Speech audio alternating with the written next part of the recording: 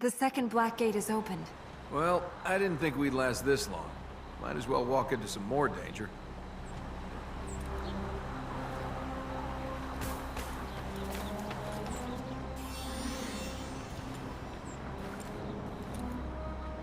Are you ready? For what? He's come pretty close to killing both of us so far. He knows the corruption in this land better than the others. His knowledge will help little where we go now. He knows this land? The Alchemist lived here. He was an Ura, until his quest for immortality overtook him. Now we must take the thing he sold his soul to keep.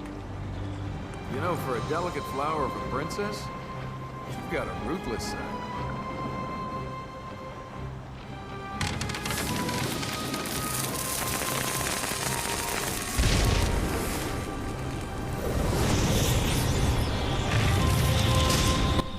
And with that out of the way, we can finally battle the Alchemist for the final time.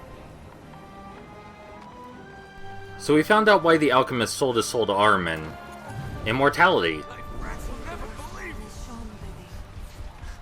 I mean, that's not an uncommon goal, really, is it? I imagine more than one person tried to sell their soul to Ahriman for immortality.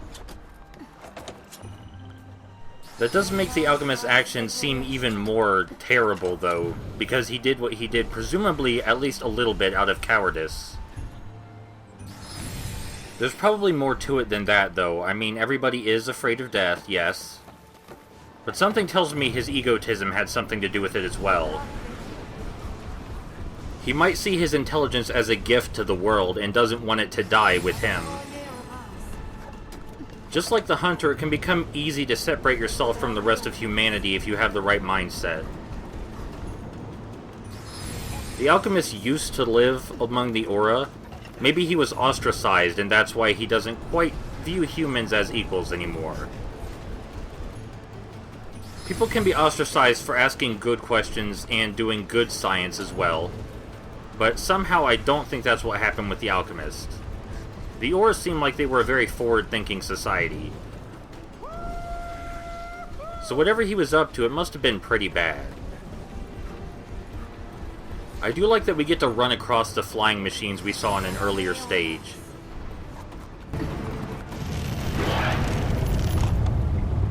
I guess it's time to find out if you really are immortal. Life is not yours to take, but I could give it to you. Hey, I'm a legend. I'll live forever anyway. Wow, that sounded better in my head than out loud. I love this game, so even though there was an opening behind us, we can't push the Alchemist out like we normally could, because this room changes. You can see the opening just closed itself.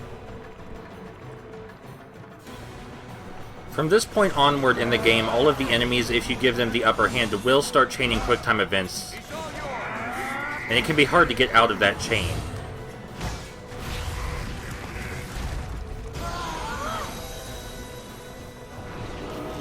That new blue aura we haven't seen before means the Alchemist is healing himself.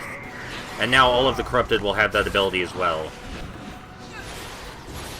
They stop healing themselves when you attack them, but they generally back away when they're healing. The room just shifted again, and now there's corruption around the sides, just like the good old days. I have no problem with the rhythm of most of the Corrupted's attacks, but for some reason the Alchemist still gives me trouble from time to time.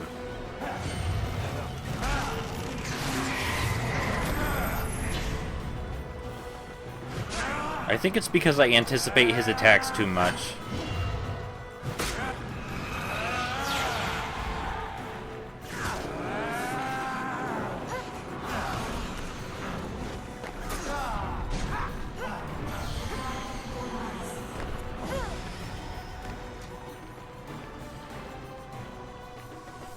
So the Alchemist said life is not ours to take, but he has no problem taking life.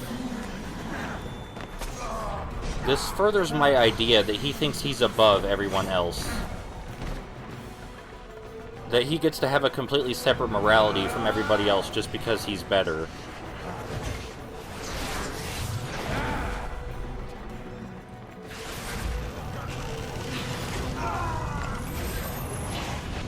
I love that this room shifts. It doesn't help the Alchemist a whole lot, but it adds a lot of personality to the fight.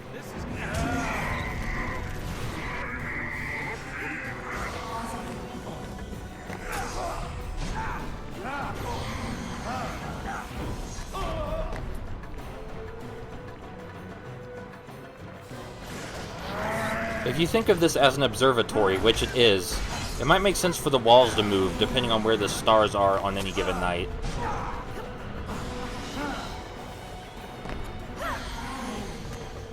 I think they definitely came up with the level design first and then added the aesthetic later. But that doesn't mean that can't be the case still.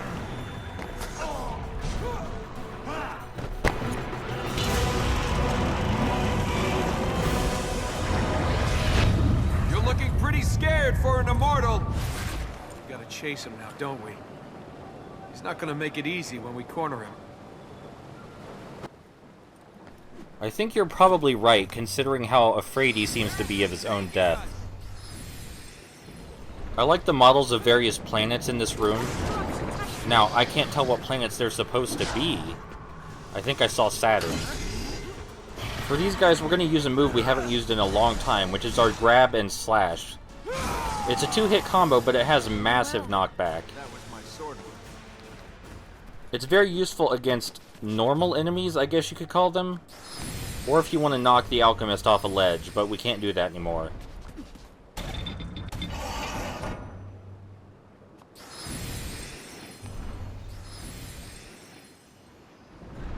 I think this is the only corrupted lair where you have to fight other enemies beside the corrupted themselves.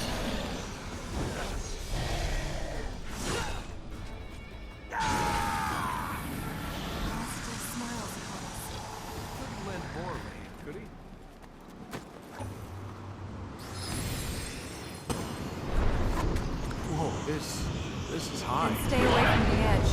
Oh, he's not gonna make that easy.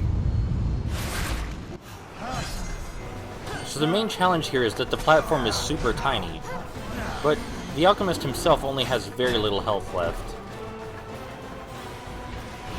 And in spite of his epic music, he goes down pretty easy.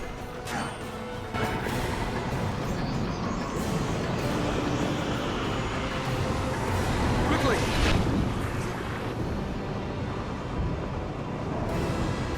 I will not die. Maybe, but you won't live forever.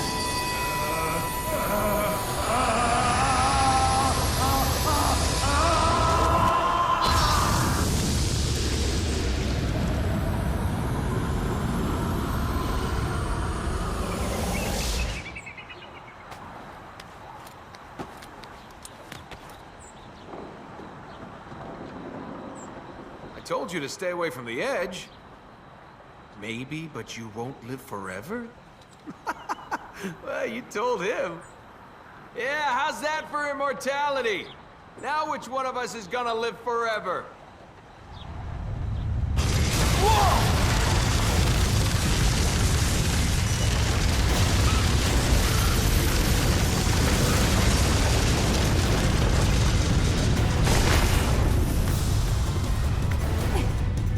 Can you learn to keep your mouth shut? Let's get down from here. Yeah, good idea.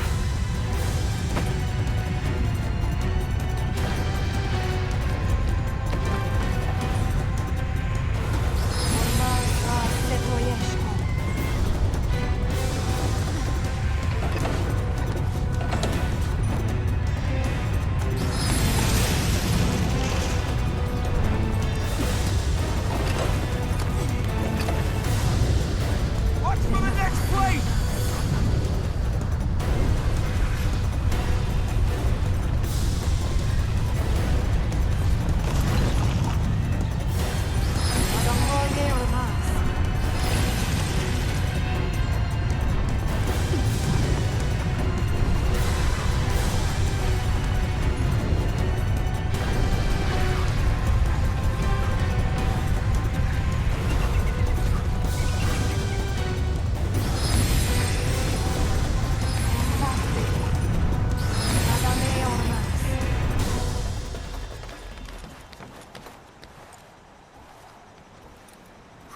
What were the chances of that? How did we hit that platform? How did we get out of there alive? Don't say it was Ormaz. I was gonna say I got lucky. You got lucky. Hey, Princess, I'm the one that brings you luck. I'm the lucky one. You lost a donkey's worth of gold, fell into a celestial war, and you still want to call yourself lucky? I'm still alive. What about the Alchemist? Did we kill him? Can you see anyone surviving that? Well, if we throw the lock on Arm, then none of them are escaping. Let's put the Dark God back in jail.